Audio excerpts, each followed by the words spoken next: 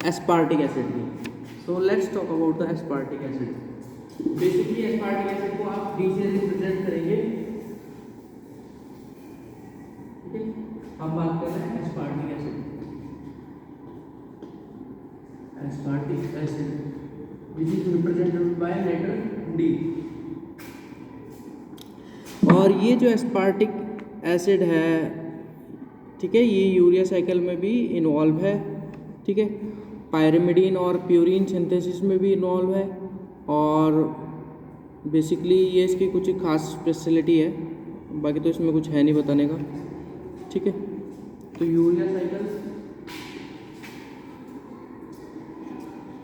और पायरिमिडीन और प्यूरिन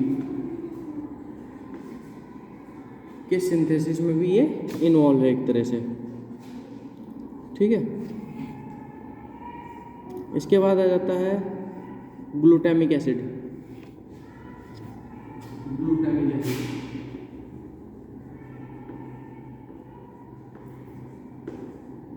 ठीक है। ग्लूटामिक एसिड इसको ई से रिप्रेजेंट करेंगे। और ग्लूटामिक एसिड एक तरह का एक्साइटेटरी न्यूरोट्रांसमीटर है, ठीक है। क्या है? एक एक्साइटेटरी न्यूरोट्रांसमीटर है। और ये बेसिकली आइनोट्रोपिक और मेटाबोट्रोपिक रिसेप्टर्स पर जाकर के काम करता है। और ये प्रिकर्सर है किसका? गाबा का, ग्लूटामेट, क्या बोलते हैं इसको, गाबा, गामा अमाइनो ब्यूटारिक एसिड, ठीक है। और भी ये जो है फूड एडिटिव और फ्लेवर इन्हेंसर का भी काम करता है, ठीक है, मोनोसोडियम ग्लूटामेट के रूप में, ठीक है। क्या क्या है? एक्साइटेटरी न्यूरोट्रांसमीटर है, excitatory neurotransmitter,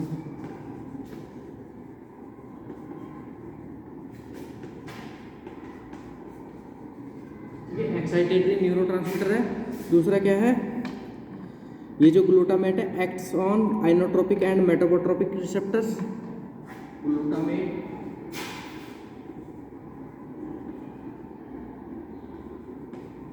acts on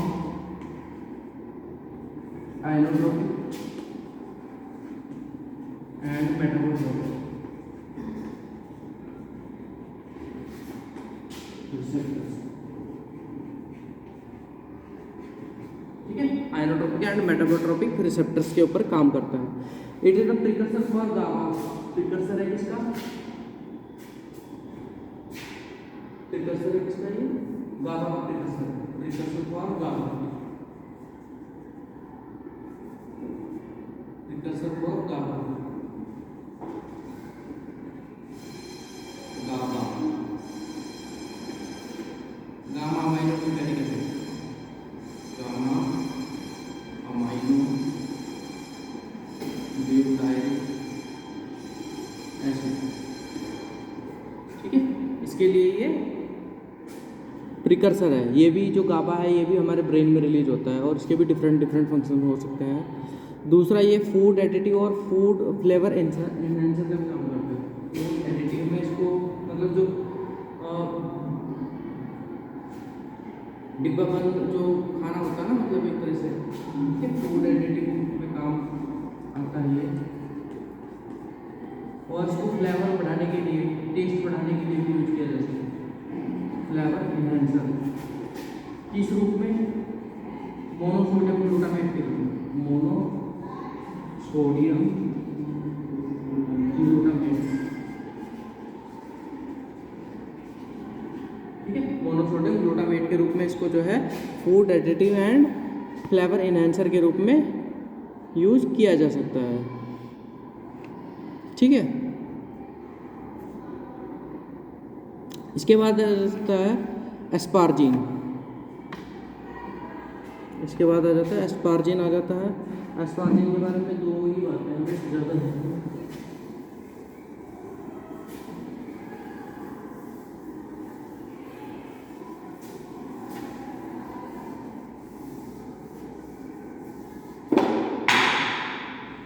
asparagine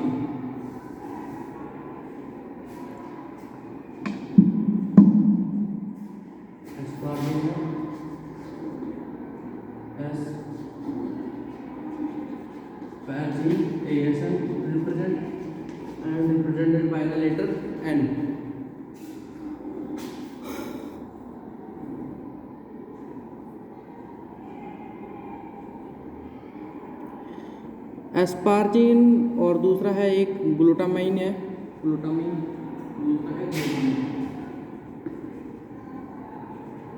ठीक है, इसको जो है बेसिकली आप क्यों से रिप्रेजेंट कर सकते हैं ग्लूटामाइन को।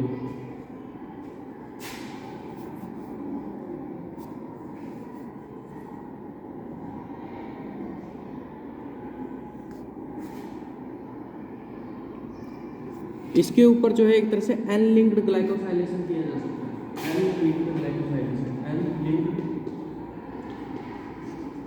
ग्लाइकोसाइलेशन।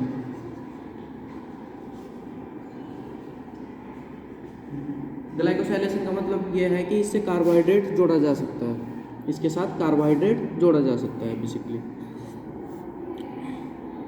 और ग्लूटामाइन की बात करें तो ये भी एक मेजर ट्रांसपोर्ट फॉर्म है, मेजर नाइट्रोजन ट्रांसपोर्ट फॉर्म है ये, major nitrogen transport form.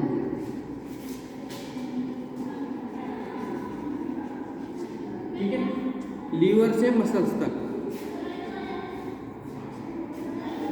Sorry most of tissues to liver, from most of tissues to liver. Major transport form है किसकी, टिश्यूज से लीवर तक, फ्रॉम टिश्यूज टू लीवर। जो हमने वो पढ़ी थी, एक हमने एलेनिन पढ़ा था, एलेनिन क्या था, वो मसल से कहाँ तक था, लीवर तक। ठीक है, और ये जो अन्य टिश्यू होते हैं बॉडी में, जो ज़्यादातर जो टिश्यू होते हैं वहाँ से लीवर तक की जो है नाइट्रोजन को इस रूप में पहुँचाया जाता है, किसमें, ग्लूटामाइन के रूप में। ठीक है, most abundant free amino acid भी है ब्लड में, ये मोस्ट अबेंडेंट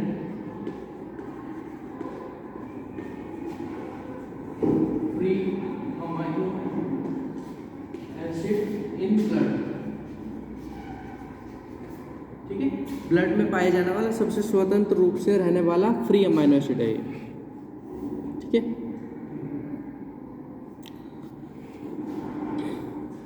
चलो ये चौक भी खत्म हो गई यहाँ पर है वैसे तो, चलो है। इसके बाद आता है बेसिक अमाइनो एसिड्स, इसको मिटा दें। इसके बाद आता है बेसिक अमाइनो एसिड्स।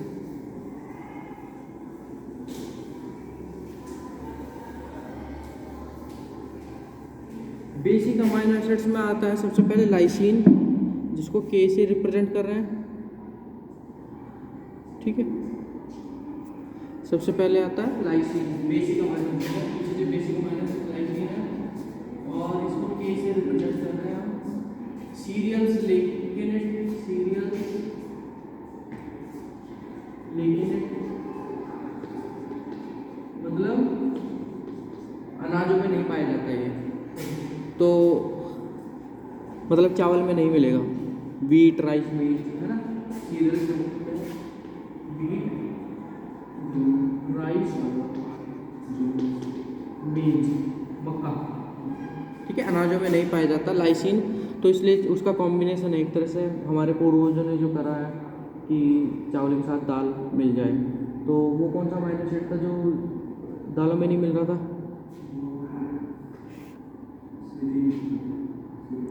सेरीन था, मिथियोनिन था शायद, सेरीन था, मिथियोनिन था शायद, मिथियोनिन था ना, जो दालों में नहीं पाया जा रहा था। एक सेकेंड, लेट मी चेक। हाँ, मिथियोनिन एक ऐसा अमाइनो एसिड है जो बेसिकली दालों में नहीं देखने को मिलता, जबकि ये जो लाइसिन है ये अनाजों में देखने को नहीं मिलता। ठीक है, तो ये इसकी खास बात है। इसेंशियल अमाइनो एसिड है तो इसको लेना ही पड़ेगा हमको, इसेंशियल अमाइनो एसिड।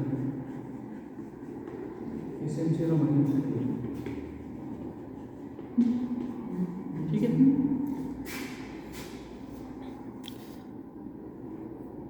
इसका जो है पोस्ट ट्रांसलेशन मॉडिफिकेशन भी किया जा सकता है, मतलब बनने के बाद इसको मॉडिफाई भी किया जा सकता है, रूपांतरित भी किया जा सकता है इसको। ठीक है,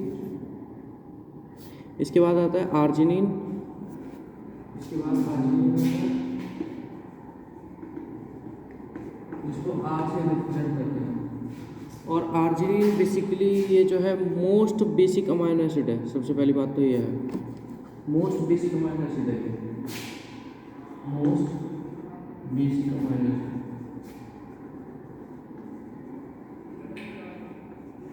ठीक है, और ये एबंडेंट होता है स्टोन्स में, एबंडेंट